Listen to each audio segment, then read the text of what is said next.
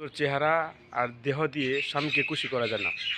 স্বামীকে খুশি করতে হলে এক নম্বর স্বামীর কথা মেনে চলতে হবে, দ্বিতীয়ত হলো ধৈর্য ধারণ করতে হবে, আর তৃতীয় নাম্বার হলো স্বামীর আয় বুঝে ব্যয় করতে হবে।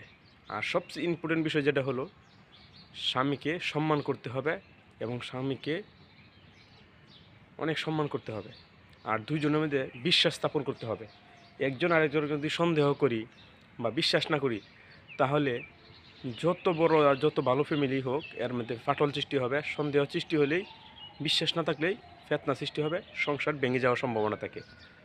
তাই একজনকে আরেকজন বিশ্বাস করতে হবে। আর স্বামীকে হুজুর পাক সাল্লাম, আমাদের প্রিয় নবী হুজুর পাক সাল্লাম বলছেন, আমি যদি সেজদা করার অনুমতি দিতাম তাহলে স্বামীর পায়ে সেজদা করার অনুমতি দিতাম, কিন্তু তা হয় নাই।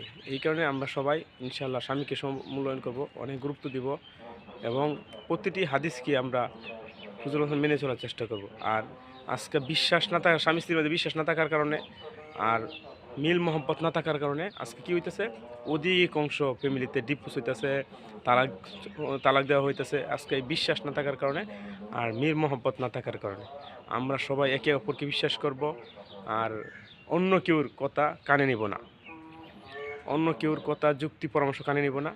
দুইজনের মিল মহব্বতে একসাথে মিলে সংসার করব, সব কিছু শেয়ার করব, তাহলে আমাদের সংসার সুন্দর হবে, ভালো হবে।